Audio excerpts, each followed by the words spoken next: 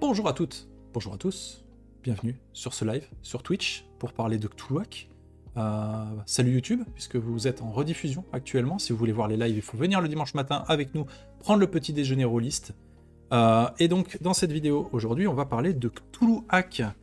Cthulhuac, la réédition, la nouvelle impression des 12 singes, en fait, que j'ai reçu hier. Donc c'est vraiment brûlant, c'est tout chaud. Venez, on a des croissants, absolument. Et donc, je vais vous proposer de faire un petit passage en revue de tous les éléments de cette souscription, la souscription de Cthulhuac réédition. Je vais vous donner aussi un petit peu mon avis, parce que je le connais, ce jeu, un petit peu. Donc voilà, on va en parler. Salut les arrivantes et les arrivants. Alors, je vous propose de commencer par... on va commencer par l'écran, pour changer. On va commencer par l'écran, parce que je crois qu'il y a quelqu'un dans le chat qui a quelque chose à nous dire à propos de cet écran. Alors, écran rigide, ça nous plaît. Donc ça, c'est déjà une bonne chose. C'est un écran rigide en 3 volets. Donc, voici le visuel. Pom, pom, pom, pom, pom.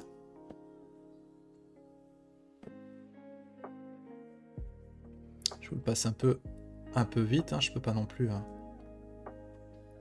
Voilà, je sais pas ce que vous en pensez, dites-moi si vous le trouvez joli ou quoi. C'est une espèce de melting pot de photos, de documents, etc. Et en fait, le gros truc noir que vous avez au milieu, ça représente un dossier, le dossier de Cthulhu, je suppose, avec tout un tas de photographies qui ont été mises dessus. Je le trouve sympa, mais bizarre le milieu. Moi, j'aime bien. C'est Cthulhuesque. Ah. Voilà, bah pas mieux. On est d'accord. Je le trouve pas exceptionnel. Le truc au milieu, pareil, je le trouve un peu bizarre. Maintenant, je pense qu'il remplit bien son rôle. Il met dans l'ambiance, donc c'est ok. Qu'est-ce qu'on a à l'intérieur? Alors, à l'intérieur, on a, et ça c'est bien, mais on y reviendra plus en détail tout à l'heure, les ressources dans ce jeu, les ressources comme la santé mentale, les jets de perception, le fric ou la capacité à baratiner vos interlocuteurs, ce sont des ressources que vous pouvez utiliser. Donc tout est repris là-dedans et ça c'est génial. Pareil pour les menaces, tout ce qui est sauvegarde, etc. On y reviendra tout à l'heure. Au milieu, ici, vous avez tout ce qui est hors-jeu, donc la mort, tout ce qui est, voilà, si vous êtes estropié, os brisé, inconscient, etc. Donc toutes les vilaines petites choses qui peuvent vous arriver avec le soin, etc. Vous avez un petit descriptif de tout ce qui est des armures, les couverts, les tests de santé mentale, et enfin des exemples de folie passagère et de choc. Et un truc que j'ai trouvé toujours très bien, c'est ça. Autre information utile, et vous avez la page. Et ça fait gagner du temps. Ça, c'est cool. Et enfin, la fortune pour les PJ. Donc voilà, un écran qui fait tout simplement ce pourquoi il est prévu. Ni plus ni moins. Il y a des écrans plus beaux, clairement. Il y a des écrans beaucoup plus moches aussi. Voilà, pour moi, c'est ok tiers.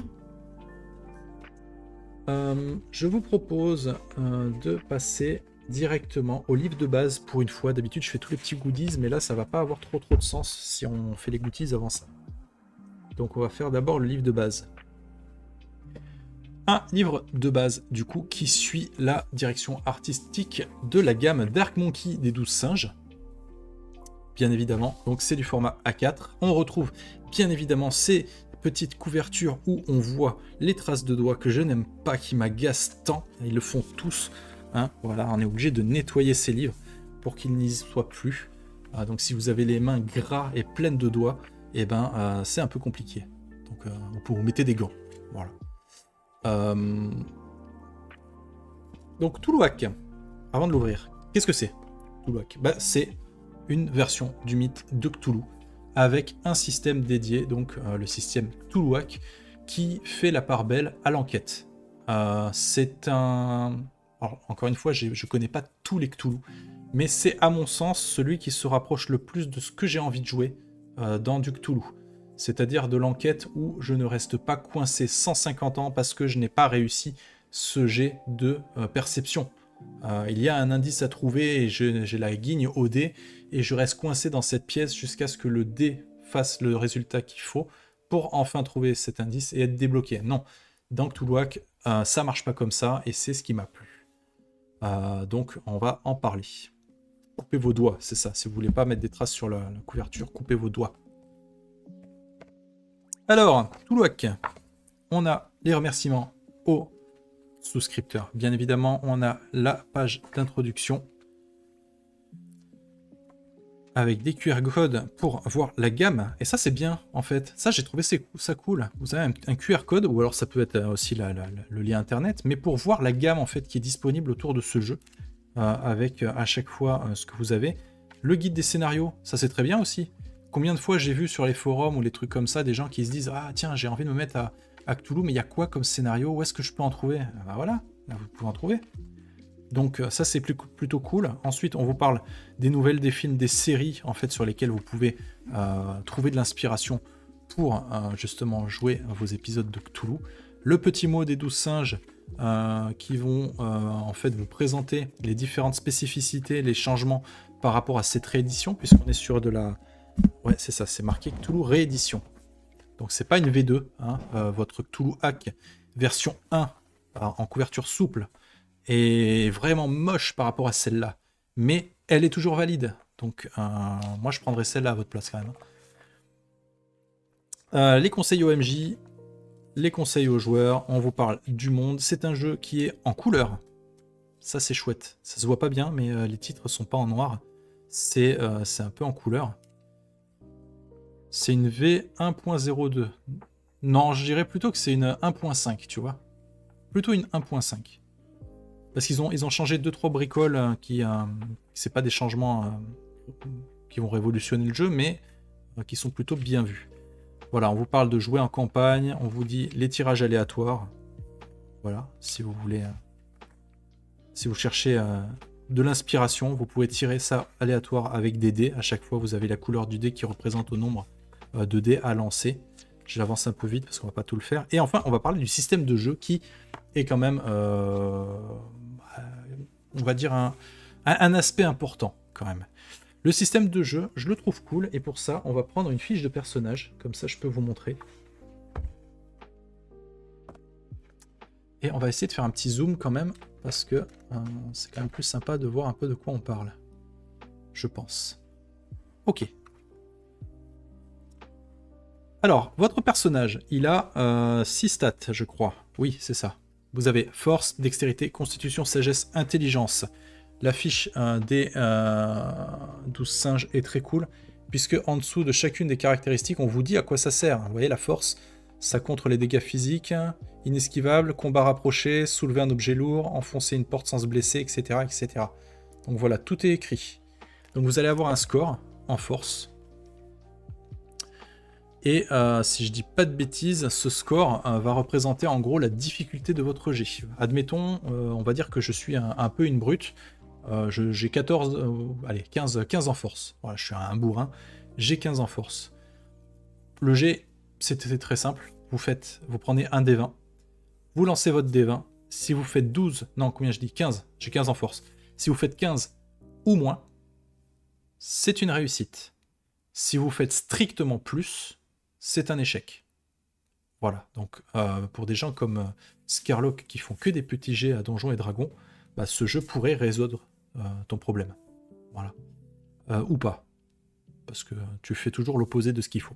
Et ça nous plaît. Voilà, petite dédicace qui est passée. Donc voilà, vous allez avoir plusieurs stats dans les différentes caractéristiques. Ensuite, vous avez les ressources que je trouve super cool en fait comme système. Torche, bagou et santé mentale. Alors comme je le disais tout à l'heure, torche, c'est tout ce qui est repéré, cherché physiquement. Bagou, c'est tout ce qui est écoute, séduire, contraindre, voilà, les rumeurs, la séduction, l'intimidation, etc. Et enfin, vous avez la santé mentale comme ressource, et également la richesse. C'est pas mis aussi en évidence que les autres, mais la richesse est également une ressource. Et les ressources, eh ben, c'est cool, parce que vous allez avoir un dé. Alors, admettons, on va faire un truc un peu classique, hein. Je suis à la recherche... Attends, c'est un peu flou. Voilà. Je suis à la recherche, je sais pas, d'un objet, je sais pas, un objet particulier dans un vieux bureau, tu vois. Le personnage qui est un investigateur entre dans un bureau poussiéreux avec une ambiance un petit peu humide, un petit peu lourde. Les rideaux sont tirés, hein, la lumière ne filtre pas beaucoup, tout est un peu vétuste, etc. Et notre personnage cherche un objet particulier dans cette pièce. Eh bien, il va y avoir un jet de dés. D'accord? Il va y avoir un jet de torche. Admettons que mon personnage, il a un D8 en torche. Ok? Dans la fiction, mon personnage, peu importe son jet, va trouver l'indice qu'il cherche. Il va fouiller, ça lui prendra plus ou moins de temps, mais il finira systématiquement par trouver l'objet, parce que il a de la torche, donc il a les capacités de le faire. Et là, vous allez me dire, mais Manitou, du coup, pourquoi on tire un dé si on est sûr de réussir son jet? Et là, c'est une excellente question. Parce que ça s'appelle une ressource, c'est-à-dire que votre ressource en torche n'est pas inépuisable. Vous allez avoir un D8. Vous allez lancer votre D8. Si votre D8 fait un 1 ou un 2, d'accord, votre jet est quand même réussi. Vous allez trouver l'objet. Mais ce dé, vu que vous allez faire 1 ou 2, le jet est un échec. C'est-à-dire que le dé va diminuer d'une catégorie. Du D8, vous allez passer à D6, en fait. Et donc, à chaque fois que vous allez vouloir chercher un objet, vous le trouverez systématiquement tant que vous avez de la ressource. C'est-à-dire que tant que vous faites sur vos jets 3 ou plus, là par exemple sur le D8, si vous faites 3 ou plus, il ne se passe rien. Le dé reste à D8. C'est-à-dire que si vous cherchez un autre objet après, vous allez, comment dirais-je, j'ai perdu le fil de ma pensée. Oui, ça y est. Si vous faites 3 ou plus, vous faites forcément une réussite, et donc le dé ne change pas. Il reste D8. Le dé diminue d'une catégorie uniquement si vous faites un 1 ou un 2. Et donc dans ce cas-là, il passe à D6. Vous refaites... oui, et puis sur un 1 ou 2, il y a une complication narrative, bien évidemment. Donc ça peut se manifester de différentes façons. Soit votre personnage prend vraiment beaucoup de temps pour le trouver, soit il va peut-être laisser un indice sur le fait qu'il est passé par là. Voilà, il y a des petits rebondissements. Mais en tout cas, l'objet en lui-même, pour le fil de l'enquête, est trouvable. Et donc si vous passez à D6, et ben, que vous avez à nouveau besoin de trouver un objet dans une autre scène, et ben, vous allez lancer un D6. Et là, toujours pareil. Sur un 1 ou un 2, vous allez quand même trouver l'objet, mais votre dé va diminuer d'une valeur, et il va y avoir un petit ressort rôliste, RP, un peu négatif. Si vous faites 3 ou plus, le D6 reste en D6, et donc tant que vous avez des dés, vous pouvez continuer. Ainsi de suite, jusqu'à ce que vous soyez au D4. Quand vous êtes au D4, et ben faire 1 ou 2 sur un D4, c'est quand même plus difficile. Vous avez une chance sur 2 de garder votre dé ou de le perdre. Si vous faites 3 plus sur un D4, bah vous restez en D4. Par contre, si vous faites 1 ou 2 sur votre D4, vous ne pouvez plus utiliser la ressource de torche. Ça se manifeste que dans le sens où votre personnage est épuisé physiquement. Il n'y arrive plus, il sature, il est plus en capacité, il n'y arrive plus du tout à se concentrer, à relever les indices, à faire preuve de bon sens, ce genre de truc. Il est épuisé en fait. Et donc, si vous voulez récupérer de la ressource, eh ben, il va falloir se reposer. Voilà, il y a tout un tas de trucs qui font que vous pouvez en récupérer. Voilà, après, les points de vie, ça parle de soi-même, etc. L'équipement, capacité, sortilège, on va y voir un petit peu plus tard. Quelques compétences, etc. Mais en gros, le système de jeu, c'est ça. Donc les sauvegardes, c'est ce que je disais, hein, c'est les stats, force, etc. Si vous voulez... Voilà, en plus, j'aime beaucoup les exemples. Pour éviter d'être attrapé par un zombie, on fait un test de sauvegarde de force. Donc vous avez votre score de force, vous lancez un D20. Si vous faites égal ou inférieur à votre stat, c'est réussi. Voilà, tout simplement. Le système, ça va pas plus loin que ça. Donc la ressource, on vient de le voir. Donc l'investigation, on vient de le voir aussi. Torche et bagou, ce sont les stats d'investigation, etc. On va pas traîner sur tout ce qui est justement la folie, etc. Salut Raveline, bienvenue à toi. Et salut Evin, salut. Mais vaut tard que jamais pour suivre la matinale, rien de tel qu'entendre Max parler JDR hein, pour passer un bon dimanche. Ah, bah il est pas là Max aujourd'hui, tu vois, tu t'es un peu raté. Moi c'est Fred, mais c'est pas grave, on t'en veut pas. Ensuite, et bienvenue du coup Ragondin, salut. Ah mince, c'est pour YouTube, vous comptez pas, je vous lis plus, on verra ça après. Bref. Matériel et richesse, donc c'est pareil, ce sont des ressources. On part du principe que si vous avez un métier, genre admettons vous êtes médecin et que vous voulez acheter un billet de train, bah, on va pas compter votre monnaie. Vous êtes médecin, vous avez en toute logique les moyens de vous payer un billet de train. Donc là aussi, il y a un petit jet de ressources, richesse, qu'on peut ou pas utiliser, puisque c'est une ressource optionnelle. Mais moi j'aime bien l'idée. Et après voilà, vous avez le matériel, etc. Je vais avancer un petit peu plus vite. Mais en gros, vous voyez YouTube, comment il nous traite pendant qu'il fait une vidéo pour vous, t'as vu? C'est comme ça que ça se passe les lives. Abonnez-vous, hein. Qu'est-ce que je disais? Voilà, après, bon, tout l'aspect combat, on va pas revenir dessus. Le truc que j'aime bien au niveau de la création de personnages, c'est qu'on a des archétypes. Moi, j'aime bien les archétypes. Donc, vous en avez plusieurs. Bon, là, c'est les ennemis, hein. Mais on va en revenir aux archétypes. Voilà, les personnages. Créer un personnage. Plusieurs trucs intéressants. Donc, vous avez les archétypes. Il y en a 6. 6 archétypes différents. Vous avez les artistes. Vous avez les aventuriers. Vous avez les brutes. Les philanthropes. Les savants. Et enfin, les voyous.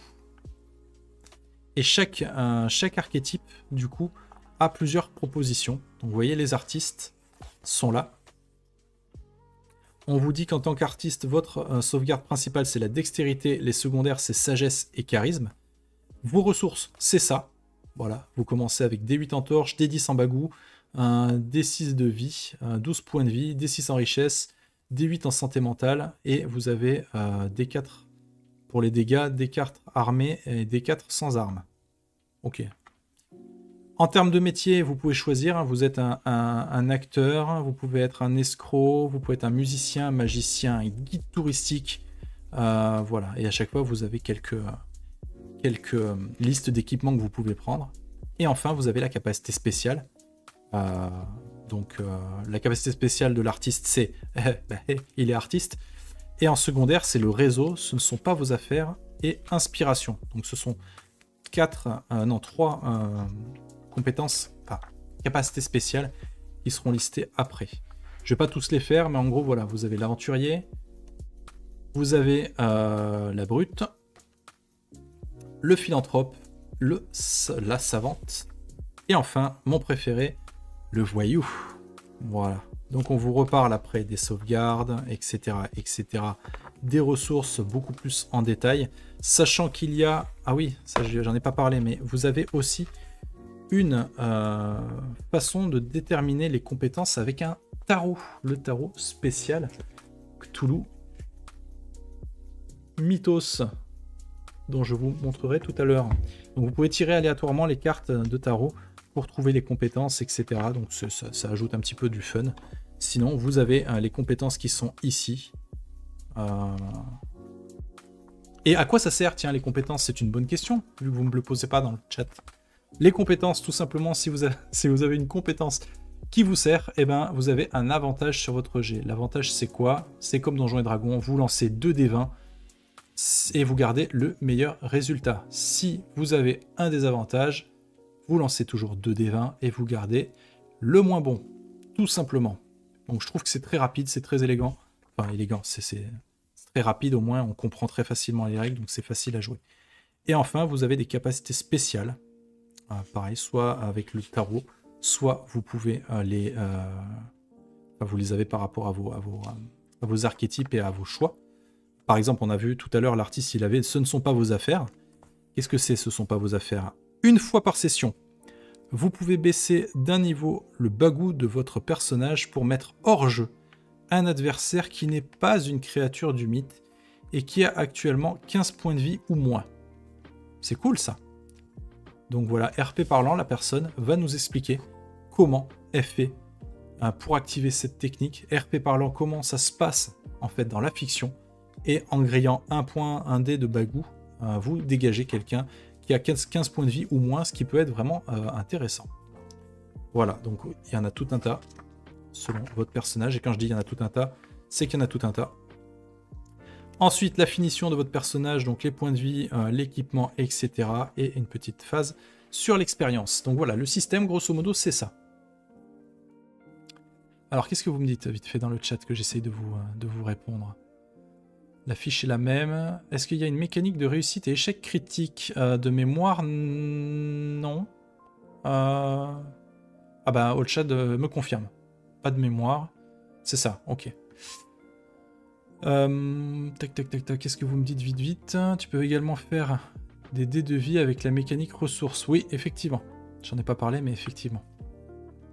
Il y avait 5 archétypes dans la première édition. Ouais, bah il y en a une de plus, tu vois. C'est cool, hein. Ensuite, voilà, ça je vais pas aborder le sujet parce que voilà, Cthulhu c'est bien à découvrir. Je ne vais pas vous spoiler, mais on vous parle du mythe. Voilà. On vous parle de certains exemples de sortilèges, etc. Des bouquins interdits. Et ça, c'est la grosse plus-value pour moi. Ça, c'est la grosse plus-value, puisque nous sommes à la page 96 du bouquin. Et de la page 96 jusqu'à la fin du bouquin, c'est-à-dire jusqu'à la fin 175, donc vous avez 80 pages à peu près de scénario. Vous avez une petite campagne en 3 séances, enfin 3 scénarios, pardon. Parce qu'à mon avis, je pense que c'est pas une séance, un scénario. À mon avis, ça va prendre un petit peu plus de ça. Je l'ai pas lu, j'ai lu juste un petit peu le descriptif, et je trouve ça cool. Je trouve ça cool puisque en fait c'est une campagne qui se suit, hein, qui est liée, une petite campagne, avec chacun des scénarios qui explore une thématique un peu précise de Cthulhuac, de ses mécaniques, de son mythe. Enfin, j'ai trouvé ça vraiment excellent, quoi. Est-ce que je peux vous le lire ou pas? Oui, je peux. Alors, attention spoiler, attention spoiler. Si vous voulez pas être spoilé, avancez de quelques secondes cette vidéo. Sinon, je vais vous lire juste les petits descriptifs de chacun des scénarios. Alors, scénario 1. Ce premier scénario prend à contre-pied les habitués du mythe de Cthulhu via une aventure qui semble teintée de magie et d'étrange, alors que tout est factice, créé de toutes pièces par... Voilà. Donc c'est un truc un petit peu... voilà, coupe le son. Ensuite, le deuxième scénario est plus classique avec une plongée progressive vers l'horreur et une intrigue complexe à démêler. C'est spoiler sans être spoiler, hein. Et enfin, le troisième, c'est un scénario plus héroïque et plus pulp qui se termine par une confrontation horrifique et brutale. Voilà. C'est bon, vous pouvez revenir, c'est fini. Voilà, donc voilà, jusqu'à la fin.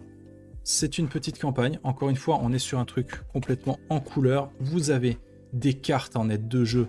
Vous avez des petites aides de jeu, genre gazette de journal. Des vieilles photos. Voilà, on est vraiment dans le pur et dur de Cthulhu, avec des petites notes chiffonnées. Vous avez voilà, des coupures de presse, je vais un peu vite. Ouais, tout un tas de trucs, des aides de jeu, il y en a pléthore. Il y a des plans. Il y a tout ce qu'il faut, quoi, en fait. Donc, des photos. Donc voilà, tout ça, c'est la campagne. Et elle est grande. Elle est vraiment, je pense qu'elle est pas petite. Vous avez les PNJ, vous avez même à la fin, je crois, des pré-tirés. Si je dis pas de bêtises. Je crois que c'est... Non, c'est peut-être pas ça, les pré-tirés. C'est... Ah, c'est peut-être ceux-là. Bref, je sais plus où ils sont, mais... Oh. Hop. Ça, c'est... Je sais pas si YouTube, il va aimer ça. Bref. On peut télécharger les aides? Oh, je suppose. Enfin, voilà. Ça, c'est Cthulhuac. Ah, et bien sûr, on l'a pas bien vu, mais vous avez un signet. Ici.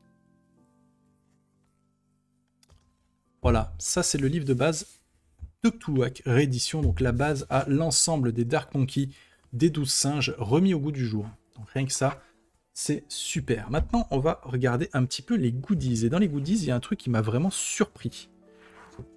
Et vous n'êtes pas prêts. Vous n'êtes pas prêts puisque on a un recueil d'aventures. Aventures insolites. Et ce supplément m'a beaucoup intrigué. Premièrement, pourquoi? Bah, parce que c'est des scénarios. Donc ça, c'est vachement cool. C'est l'archétype de l'artiste qui a été rajouté. Ah, merci pour la comparaison, Alshad. Merci beaucoup. Ah, trace de doigt. Saleté. Pourquoi ce... Alors, je vais employer des mots forts. Hein. Pour moi, ce supplément, à Cthulhuac, j'ai presque envie de dire qu'il est indispensable. Je vais vous expliquer pourquoi. Je salis mes mains, mon livre avec mes mains pleines de doigts. T'as vu? Salut, merci, merci beaucoup, Ragondin, pour ton premier message sur la chaîne. Merci beaucoup. Mais ouais, ce supplément, je le trouve excellent. Pourquoi? Alors, j'ai pas lu, en fait, les scénarios. Donc, comment ça se fait que je peux dire qu'il a l'air excellent, etc. À cause de la proposition. Vous savez que moi, j'aime bien quand on peut jouer tout un tas de trucs un petit peu différents, etc. Et bien, dans celui-là, je vais vous montrer la 4e de couverture. Il y a 3 suppléments qui vous proposent de jouer autre chose que d'incarner des investigateurs. Vous avez quand même non moins que le célébrissime Tristan l'Homme, hein, qui a écrit le premier scénario, qui propose d'incarner des singes. Voilà, vous incarnez des singes et vous faites partie d'une communauté qui est perturbée par l'arrivée d'un gros babouin tout noir, un avatar de Nyarlathotep. Est-ce que les personnages vont arriver à limiter l'influence de la créature sur leurs proches? Ouais, une communauté des 12 singes, je suis sûr qu'il y a un gros clin d'œil là-dessus, et voilà, ça a l'air trop bien, quoi. Le deuxième, qui a l'air aussi très très cool, hein, de Christian André, qui propose d'incarner des hybrides de profond. Hein, ouais, tout à l'heure je vous avais dit qu'on allait en parler. Vous allez incarner des hybrides de profond, hein, les joueurs incarnent des adolescents vivant à Newbury. Ils partent à la recherche de leur père disparu et ils vont découvrir les secrets de leurs origines, ainsi qu'un étrange artefact. Donc voilà, celui-là, il a l'air aussi excellent. Un peu moins fan du dernier, mais à voir, parce que j'arrive pas trop à me représenter. Mais en gros, dans le dernier, dans Valkyrie 9, de Paul Baldowski, vous incarnez des drones. Des drones, le scénario se déroule en 2072, sur une station lunaire. Et plusieurs systèmes semblent dysfonctionner et les robots enquêtent pour comprendre l'origine du problème jusqu'à découvrir le sort de l'équipage et l'intrusion de Migo. Voilà. Je les ai pas lus, donc je ne sais pas ce qu'ils valent. Mais j'adore vraiment la proposition de ces 3 scénarios. Je trouve ça excellent, justement, d'avoir autre chose, puisque on a de toute façon une campagne en 3 scénarios dans le livre de base. Donc on aurait pu avoir des scénarios classiques, mais on a ça, et je trouve que c'est super. Franchement, je trouve que c'est super. On va le feuilleter un petit peu. Où est-ce qu'on achète ça? Ah, eh bien, c'est une très très bonne question. Pour le moment, tu ne peux pas l'acheter, parce que pour le moment, c'est la livraison de la souscription du financement participatif qui a été fait cette année. Donc les gens qui ont souscrit à ce financement sont en train de recevoir leur bouquin, comme moi par exemple. Je l'ai reçu hier. Mais bien évidemment, ce sera dans toutes les bonnes boutiques, probablement à partir de début 2025. Ou sur la boutique des 12 singes. Et vous trouverez bien évidemment tous les liens dans la description de cette vidéo YouTube. Voilà, donc je vais vous passer quelques pages de ce bouquin. Donc on reste sur la même charte graphique, hein. Vous êtes sur du 2 colonnes, couverture rigide pour le bouquin. C'est de la couleur, avec une espèce de petit papier moucheté, toujours pareil, c'est pas blanc-blanc, c'est un peu sali, et donc ça fait pas mal aux yeux. Voilà, vous avez les petites aides de jeu. J'adore les noms des singes, en fait. Vous avez gueule fendue, garde de force, boiteux, je sais plus où j'avais vu, mais il y avait plein tout à l'heure de noms de singes. Voilà. On a mère de beaucoup, cri fort, Vatan, l'adolescent qui s'appelle Vatan, c'est excellent, je trouve. Quitté, mange la viande, gueule fendue, voilà, un œil, dents cassées, etc. Donc j'aime bien les noms, je trouve ça rigolo pour les singes.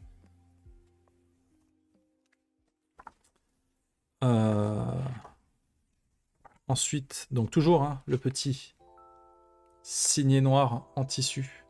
Très très bien. Ouais, t'imagines s'il y en a 2, il y en a un il s'appelle Vatan et l'autre c'est J'arrive. Ah le bordel à table quoi. Ensuite, là vous avez le scénario donc, qui vous permet de jouer des profonds, en tout cas des hybrides profonds, avec des photos d'époque, toujours pareil, les petites illustrations. J'adore, je les trouve vraiment... Quand on lit un jeu de Cthulhuac, ou de Cthulhu de manière générale, t'as vraiment cette impression de lire des vieux bouquins avec toujours des petites... des petites scènes de jeu, des petites scènes... enfin, pas des scènes, mais voilà, ce genre de trucs, tu vois, des lettres manuscrites, des vieilles photos noires et blancs, ça met vachement dans l'ambiance, je trouve. Voilà, et en fin de compte, jolie petite illustration. Et après, on joue justement les drones. Valkyrie 9. Je passe volontairement rapidement, hein, le but c'est pas de vous spoiler non plus, mais voilà. Donc un petit supplément qui coûte 29 € en boutique, mais que je trouve vraiment, vraiment super, et je vous dis, hein, moi c'est le genre de scénario de supplément qu'il faut parce que c'est juste trop bien. Ensuite, on a eu un petit, pour le coup, un petit bouquin, un petit livret, couverture souple, glacée. Et ça, c'est le genre de bouquin qui va faire plaisir au professeur Kiefer, je pense, puisque c'est bourré de tables aléatoires pour tout et n'importe quoi. Vous allez trouver dedans, voilà, 100 rumeurs entendues en ville, 100 rues ou places, 100 façades de bâtiments, 100 personnes à rencontrer en ville, 100 messages ou notes et 27 articles de journaux. Donc voilà, vous voulez une rumeur en ville, vous savez pas trop, clac. Alors on va prendre le 18 par exemple, voilà. Des croix inversées sont apparues du jour au lendemain sur les portes de certaines maisons. Depuis, un prêtre fait le tour des lieux concernés pour bénir les demeures. Voilà. Un petit truc super cool, je trouve. Moi je trouve ça chouette. C'est pas indispensable, mais c'est quand même vachement cool, quoi. Avec quelques, voilà, quelques petites gazettes à la fin. 27, forcément, ça prend plus de place, donc on peut pas en mettre 100. Mais bref, petit truc très sympa, je trouve. Couverture souple. Enfin, on a... je vais vous montrer aussi. On parlait tout à l'heure des aides de jeu. Et ben, vous les avez en version physique, toutes les aides de jeu. Donc vous pouvez partager à votre table, voilà, les plans de la ville, les lettres qui font en style officiel. Vous voyez, tout un tas d'aides de jeu, que ce soit des indices, que ce soit des battle maps, des petits mots, d'autres cartes de l'époque. Avec, elle est bien faite, hein, celle-là, elle est chouette. Voilà, je ne vais pas tous les faire. En plus, c'est à découper, hein, vous voyez, vous pouvez les découper justement pour les donner au compte-gouttes à vos PJ. Ça, tiens, c'est marrant, ça, je crois que ça doit être les pré-tirés. Vous avez les pré-tirés, on va les regarder vite fait.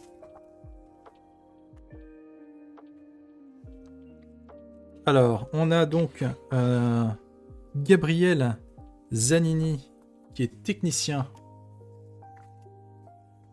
Nous avons Isabella De Luca, qui est détective. Nous avons... Alors, attends, hop. Martina Mancini, qui est journaliste.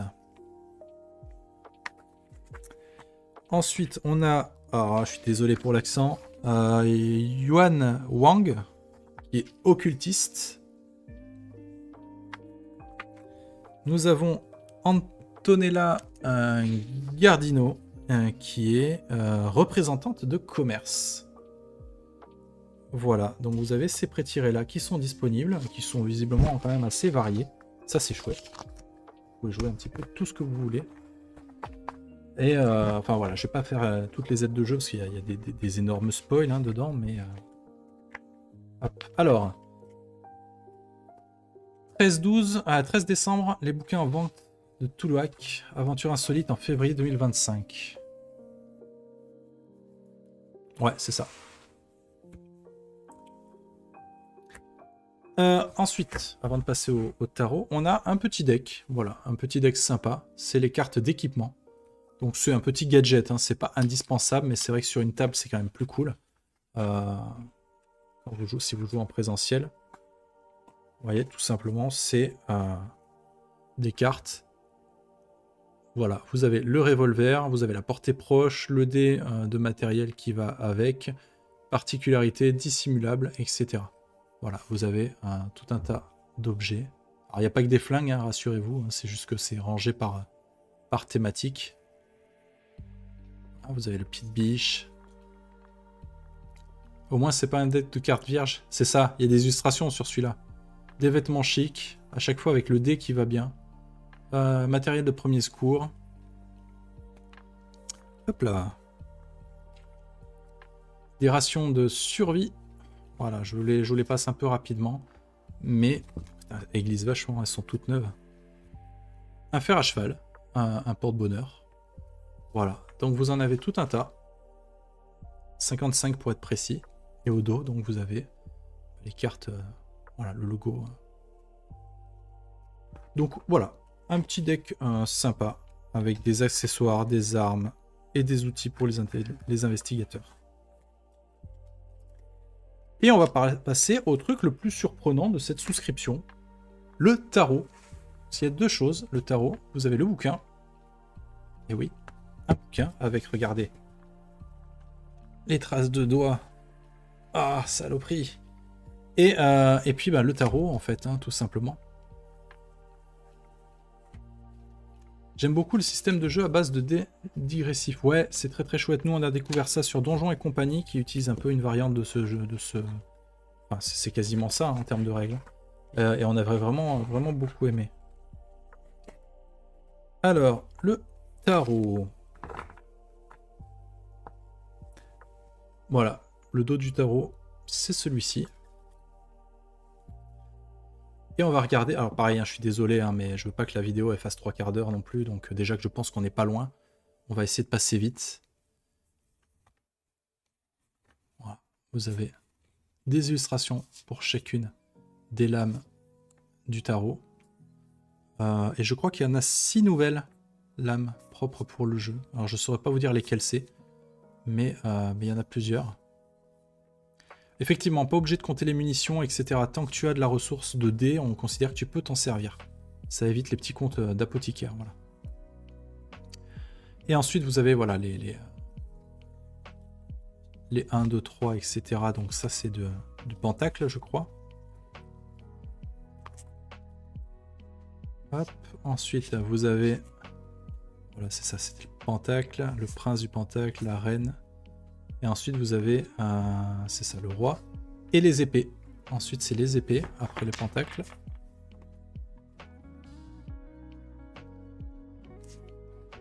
Hop. Prince d'épée, la reine, le roi. Et ensuite, vous avez les coupes.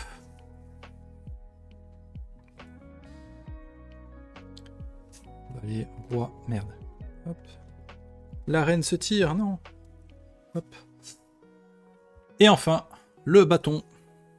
Voilà, jusque valet, prince, reine, roi. Et ensuite, on a l'émissaire, le gardien, le vicaire, le seuil, le monolithe, et enfin, la révélation. Voilà. Très joli. Moi j'aime beaucoup la direction artistique de ce tarot. Je suis pas un grand fan de cartes à la base, mais le tarot est joué et est utilisé pour le jeu de tarot, mais aussi tu peux l'utiliser effectivement dans la création de personnages de Cthulhuac. Est-ce qu'il a une autre utilité? Je ne sais pas. En toute franchise, je l'ai reçu hier. Hein. Donc Cthulhuac, j'en sais juste ce que je connaissais sur le jeu, mais je sais pas si le tarot a une réelle utilité autre que ça, que la création de personnages. Je crois qu'il a une utilité aussi pour une espèce de jet aléatoire, pareil dans le bouquin, au lieu de tirer les dés, tu tires les cartes. Après, est-ce qu'il est utile en termes de mécanique de jeu? Je saurais pas te dire. Et ensuite, on a le guide du tarot. Donc ça, c'est pareil, j'ai été surpris de ça. Je m'attendais à... Enfin, j'avais pas d'attente spéciale, je savais pas trop à quoi m'attendre en fait avec ce bouquin. Et en gros, tout simplement, c'est un bouquin qui vous plonge, hein, c'est ultra immersif. Vous avez donc le petit texte d'ambiance au début et tout, dont on ne vous spoil pas. Et en gros, vous allez avoir le descriptif de toutes les lames du tarot, avec à chaque fois une petite immersion RP d'une personne qui écrit à un destinataire en fait, et où, voilà, où c'est mis en relation avec, avec ce que vous voyez, quoi. Donc ça, j'ai trouvé ça très bien, parce que moi par exemple, j'y connais rien du tout en tarot, c'est pas un truc qui m'a forcément intéressé ou quoi, je sais pas y jouer tel quel, je me suis jamais penché dessus. Et là, en fait, vous avez à chaque fois la représentation de chacune des lames. Donc ça, c'est plutôt cool, quoi. J'ai l'impression que chez les 12 singes, je les aime bien, les tarots, hein, parce qu'avec Arcane 15, c'est stylé, pas encore vu l'utilité pour les tarots, voilà. Ça me fait penser à Arcane 15, l'approche du tarot. Bah voilà, je viens de le dire, on est bien d'accord, Olshad. Donc voilà, je vais pas faire le bouquin tout entier, mais le bouquin est très joli, en fait, avec à chaque fois la reprise de l'illustration et tous les descriptifs RP. Du coup, ça peut faire une variante pour Magie de Minuit, ce tarot, je suppose, effectivement. Je suppose. Hop. Après, Magie de Minuit, je l'ai pas vu, moi. Hein. Je sais pas trop à quoi il ressemble, donc... Clac. Voilà. Voilà qui conclut, du coup, ce petit feuilletage, ce petit déballage de souscription.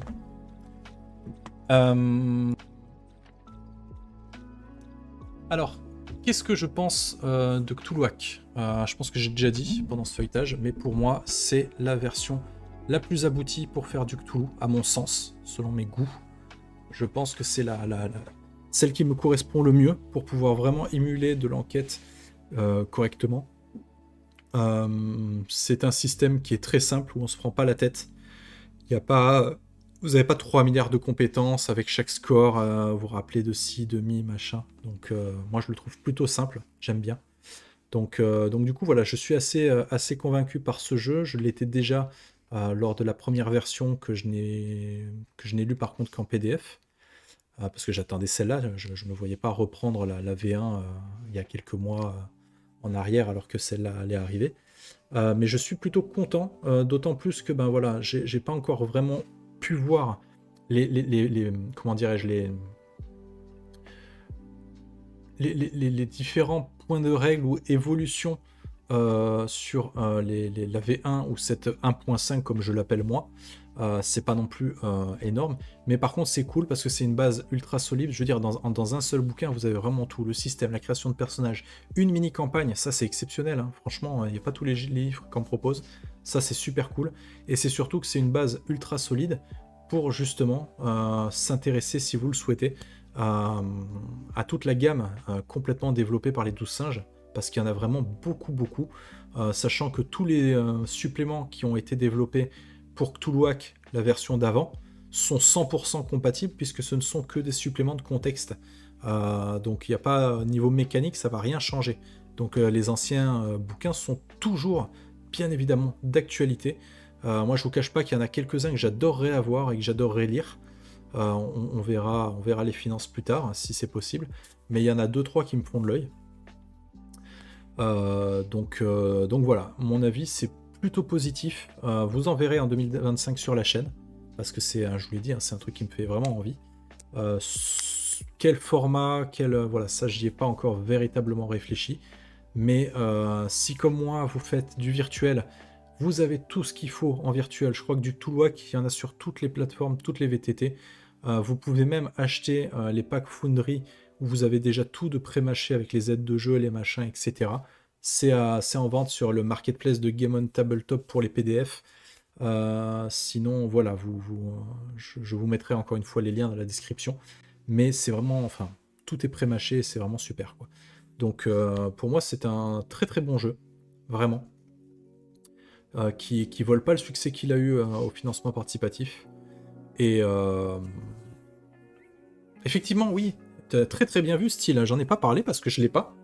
C'est très très bien vu. Le Cthulhuac Initiative aussi. Effectivement, si vous voulez mettre un premier pas dans le mythe du Cthulhu, voir si ce genre de jeu peut vous plaire, vous avez le Cthulhuac Initiative, ça coûte 10 €.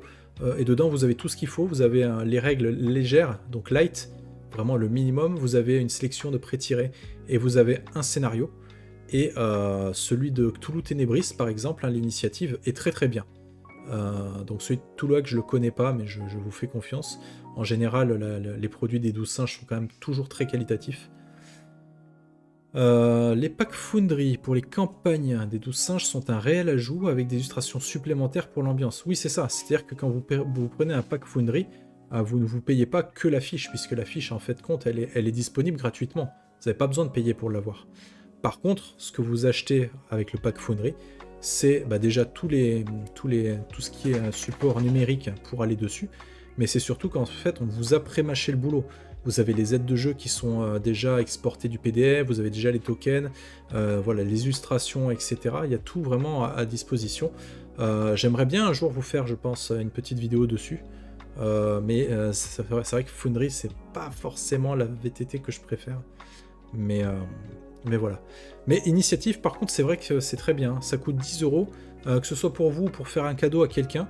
Je veux dire, avec 10 €, vous faites passer une très bonne soirée à au moins 5 personnes. Donc ça fait quoi, 2 € par personne. C'est quoi? C'est une pause café. Donc vraiment, essayez-les, hein, les initiatives, c'est bien. C'est du scénario en plus. Donc même si vous voulez pas le jouer en tant que tel et que vous voulez après craquer sur le jeu entier, le scénario il sera toujours compatible avec une création de perso, etc. éventuellement. Donc ouais, c'est toujours, toujours très très bien, quoi. Voilà. Je vous fais des bisous. Merci beaucoup d'avoir suivi cette vidéo. Si vous avez des questions, n'hésitez pas à me les poser en commentaire. On a le Discord, tous les liens sont dans la description de cette vidéo. Abonnez-vous, faites-moi plaisir, joyeux Noël et à très bientôt. Ciao tout le monde.